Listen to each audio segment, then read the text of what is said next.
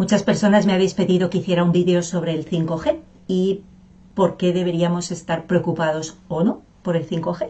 Así que aquí tenéis el vídeo. Hola, mi nombre es Ana María Oliva y entre otras cosas hice un doctorado sobre el estudio de campo eléctrico sobre células en la Universidad de Barcelona, por el cual me dieron un cum laude. Y hoy os vengo a hablar sobre cuál es el problema con el 5G.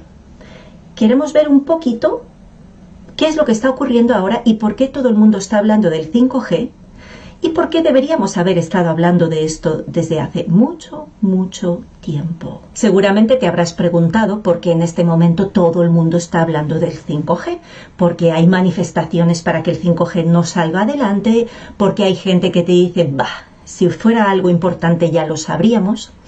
Quiero que veamos un poquito por qué estamos en este punto en el que algo, aparentemente la evolución natural de una serie de tecnologías que venimos utilizando, se ha convertido en ángel o demonio. Por un lado, nos venden todo el progreso que nos va a traer el Internet de las cosas, la velocidad grande de transmisión, la capacidad de estar hipercomunicados, de abrir la puerta, encender las luces solo con tu voz y todo un montón de supuestas mejoras en nombre del progreso, de poderte descargar las cosas a toda velocidad y no tener tiempos de espera con los vídeos. Y por otro lado, otros hablan del 5G como el gran demonio, el gran que nos va a matar, el gran que está matando todos los pájaros, que está matando a las abejas, que está acabando con todo. ¿Quién tiene la razón? ¿Hay alguien que tenga la verdad? Vamos a ver un poquito más. Para poder entender qué es lo que está pasando con el 5G, me tengo que ir un poco hacia atrás para que podáis entender por qué estamos donde estamos. Y voy a empezar con el punto número 1, el espectro electromagnético. Aquí tenéis un dibujito de lo que se le llama el espectro electromagnético. ¿Y qué es eso? Es una manera de representar todas las posibles frecuencias que puede tener un determinado tipo de energía, que es la radiación electromagnética. Son de la misma naturaleza, pero como los humanos somos muy creativos, le hemos puesto nombres diferentes. Radiaciones de baja frecuencia, radiaciones de radiofrecuencia, radiaciones de microondas, radiaciones infrarrojas, luz visible, ultravioleta, radiaciones de alta energía, de muy alta energía, rayos X, rayos gamma. Todo eso son nombres que hemos ido poniendo a un tipo de energía concreto, la radiación electromagnética, que puede tener frecuencias diferentes. ¿Por qué pongo esto? Bueno, pues porque cuando estamos hablando de teléfonos estamos hablando de radiaciones electromagnéticas. ¿Cuál es el punto importante de estas radiaciones electromagnéticas? Punto número 1. Muchas de esas radiaciones son naturales. Punto número 2. La mayoría de las que estamos recibiendo hoy en día no son naturales, es decir, han sido creadas por el hombre. Vamos a irnos a una de las extremas. ¿Por qué de las extremas? Lo vais a ver enseguida. Nos encontramos con que hay un tipo de radiaciones dentro de ese espectro electromagnético que se descubrieron allá por el siglo XIX, finales del siglo XIX, en el que se dan cuenta, los esposos Röntgen se dan cuenta de que pueden ver a través de una mano, en este caso porque fue la primera, fue la de la mano de la señora Röntgen.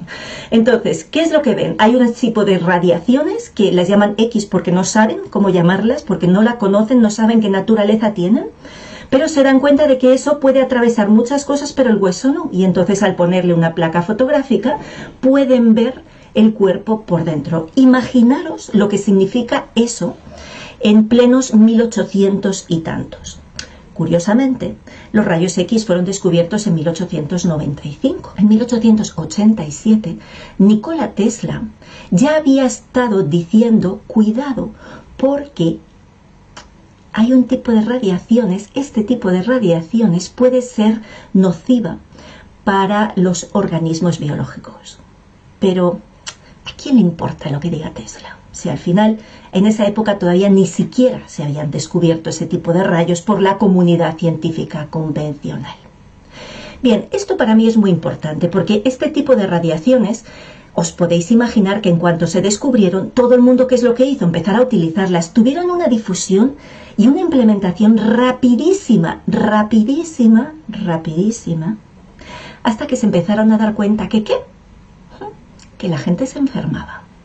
Tanto es así que la señora Röntgen se murió, más tarde se murió su esposo, y hay todo un libro que se llama Las víctimas de la ciencia radiológica, y que te habla de todas las personas que murieron por ser los pioneros en implementar, en investigar y en utilizar una tecnología, porque desgraciadamente la tecnología suele ir por delante del conocimiento, y el conocimiento y la conciencia muchas veces va por detrás. Es decir, primero ponemos en marcha cosas y nadie se preocupa de si eso tiene un efecto o no lo tiene. Y ahí pongo aquí este dato de que en 4 de abril del 36 hicieron un monumento a las víctimas de la radiología, que está en Hamburgo, en el Hospital St. Georg.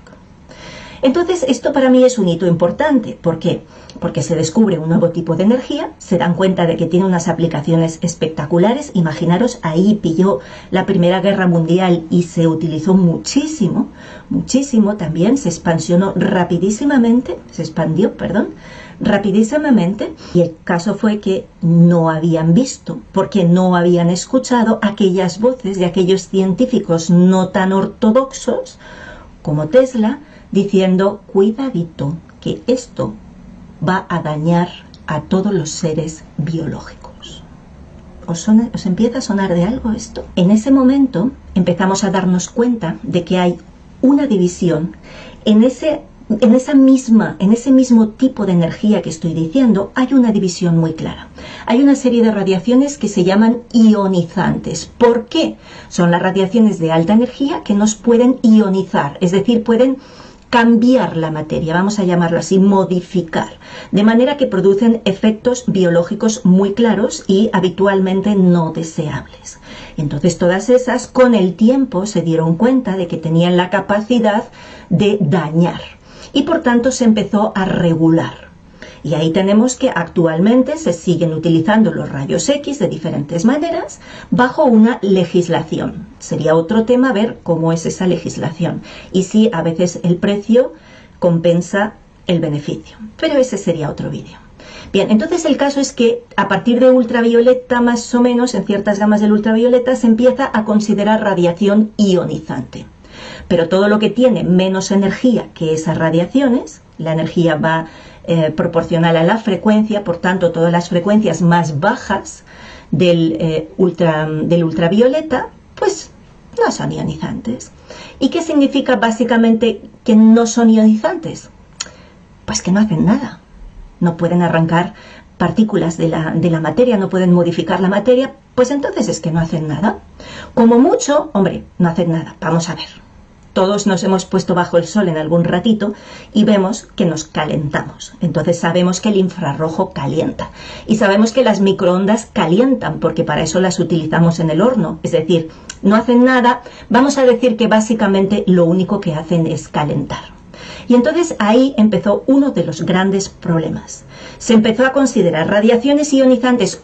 Sí, peligro. Vamos a empezar a legislar y vamos a medir a todo profesional que lo esté utilizando.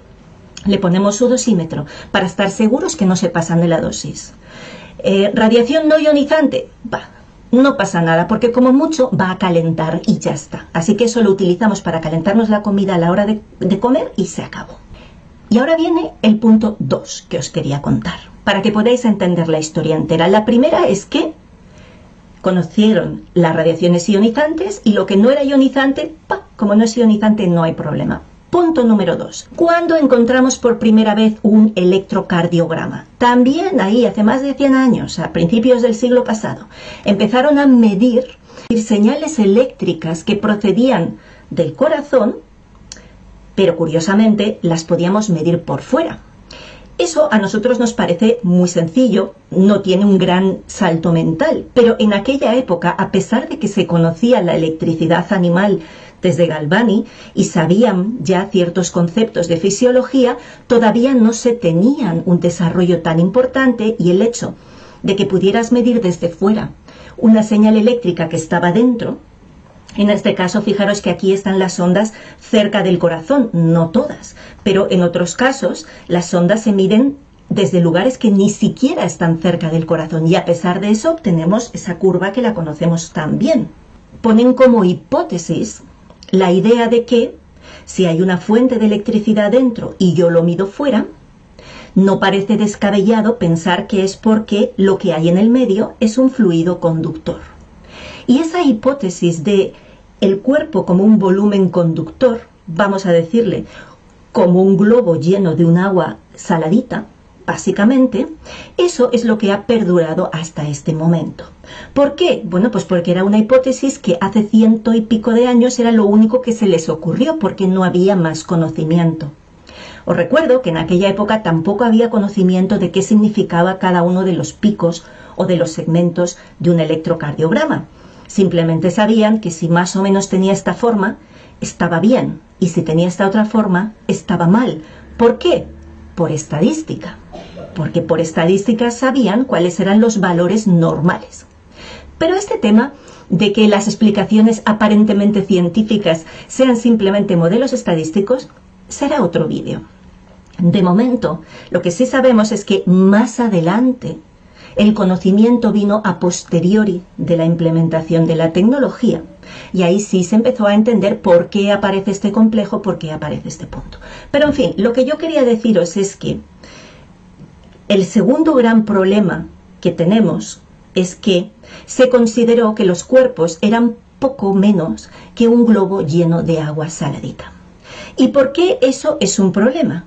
Hombre, pues es evidente, porque estamos no teniendo en cuenta absolutamente nada de la verdadera fisiología del cuerpo humano, no de la parte bioquímica, que esa se conoce bastante bien, sino de la parte de lo que yo llamo la fisiología electromagnética. Esa es la gran desconocida. Así que aquí tenemos a nuestros seres humanos convertidos en un puro globo lleno de agüita conductora, a través de la cual yo puedo medir fuera una serie de señales que además sé que pase lo que pase, lo único que va a poder pasar a malas es que se caliente. ¿Por qué? Porque al final eres solo un globito lleno de agua conductora. Eres solo un volumen conductor de algo que es capaz de conducir la electricidad, pero nada más. Por tanto, lo único que merece la pena regular es el SAR. La Specific Absorption Rate, la tasa de absorción específica que tiene que ver con esa capacidad de calentarse que va a tener ese tejido. ¿Por qué esto es tan crucial? Fijaros de dónde vengo. Por un lado, todo lo que sea no ionizante, no pasa nada. Por otro lado, el ser humano es un puro saco bioquímico que vamos a poderlo comparar como un globito lleno de agua. Y aunque eso os parezca una caricatura, que lo es de la manera que lo estoy explicando para que lo entendáis, es más real de lo que os podáis creer. Porque cuando nosotros vemos estas gráficas tan bonitas del estudio, por ejemplo, de la telefonía móvil sobre una persona, ¿qué es lo que estamos mirando? La temperatura, el calentamiento del tejido. Porque estamos considerando que incluso el cerebro, que todos sabemos que el cerebro funciona eléctricamente, estamos olvidándonos de la electricidad del cerebro y estamos solo teniendo en cuenta que el cerebro es un globito lleno de agua, que en este caso se puede calentar o no. Eso es exactamente lo que estamos modelizando y lo que estamos estudiando.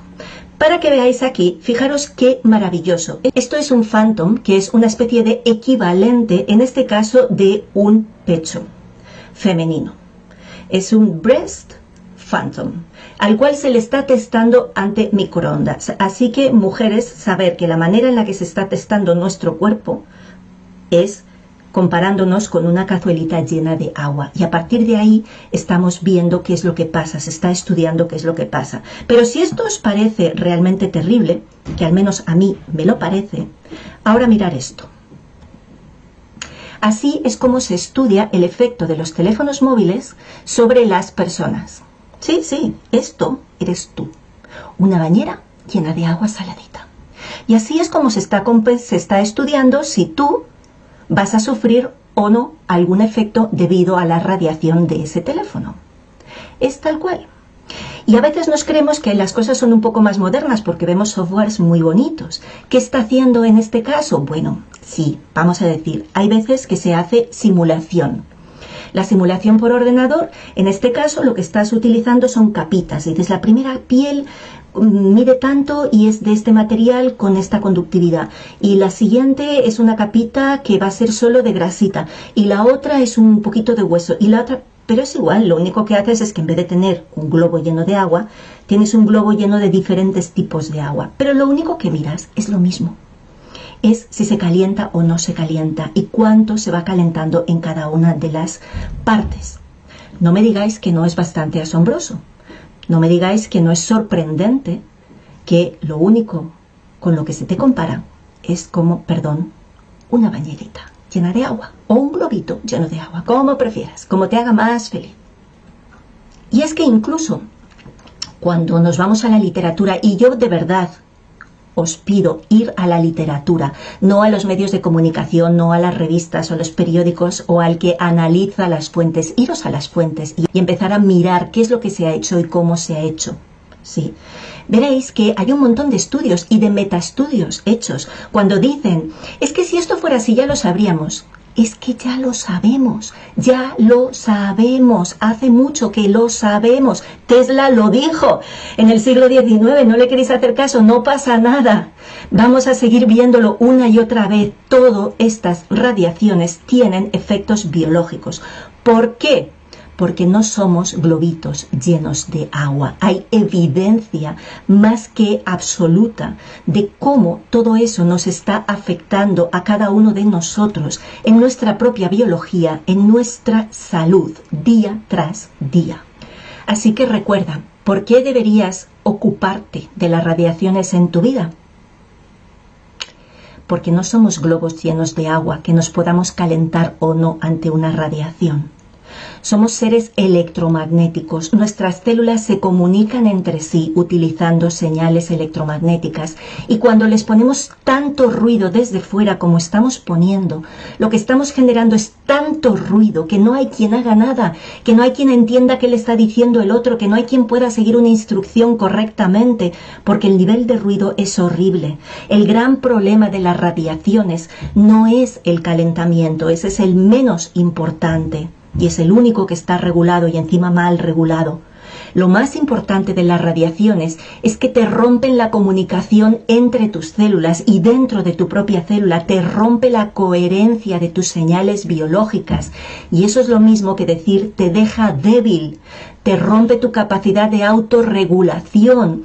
Eso podéis buscar las fuentes o me podéis preguntar. Yo tengo un curso de 1 año entero explicando esto, simplemente cuáles son las señales electromagnéticas biológicas. Está demostrado que emitimos en al menos 2/3 del espectro electromagnético. Tenemos radiaciones propias. ¿Cómo no van estas radiaciones propias a interferir con las radiaciones ajenas? Si eso es pura teoría de ondas, de interferencias de radiaciones electromagnéticas. Por favor, señores, dejen de considerarme un globito lleno de agua, que lo único que me puede pasar es que me caliente. Empiecen a considerarme como un ser electromagnético al cual hay que cuidar, porque una antena que soy yo electromagnética enfrente de otra antena electromagnética va a generar siempre interferencias, siempre. Y ahora sí, ¿qué pasa específicamente con el 5G? Bueno, pues el 5G, que es la 5ª generación, ¿qué es lo que tiene? Más de todo, más potencia, más ancho de banda, más todo. ¿Para qué? Para que tú tengas la vida presuntamente más cómoda. Perdón que haga una caricatura, pero es para que no se te pare el vídeo cuando lo reproduces. Oh, porque esperar un segundo, qué pausa tan horrible. Es para que puedas descargarte tu serie favorita de Netflix cuando estás paseando por el monte. Es para que... Lo siento, esa comodidad a mí no me sirve, sobre todo porque el precio que estamos pagando es demasiado alto. Así que tú puedes elegir qué haces ante estas tecnologías y cómo te posicionas, pero lo que no me vale es que me digas, ah, si eso fuera malo ya lo sabríamos, porque ya lo sabemos y te lo estoy contando. No es un tema de que tengas miedo, es un tema de que te responsabilices, no te preocupes, ocúpate de las cosas, toma decisiones, actúa, comunica y comprométete, porque es tu vida la que está en juego. Si no te importa que te traten como un globito lleno de agua saladita, pues sigue tu vida normal. Pero si realmente sí te importa, y no porque no quieras ser un globito, sino porque eres mucho más que eso y tu salud está en juego, pues entonces te animo a que compartas esta información, a que hables en tu entorno, a que comuniques y expreses, y si no, pues los derives a lugares donde puedan tener una información que realmente sea seria.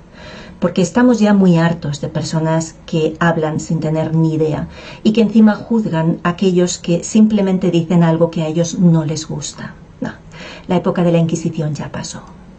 Bueno, eso de que ya pasó, a veces lo dudo, porque la verdad es que muchas veces muchos nos sentimos como si estuviéramos todavía con la Inquisición ahí. Pero vamos a pensar que realmente ya pasó, ¿verdad? Y si no me quieres creer a mí, pues no me creas, pero sigue buscando porque no soy la única loca que está hablando de estos temas.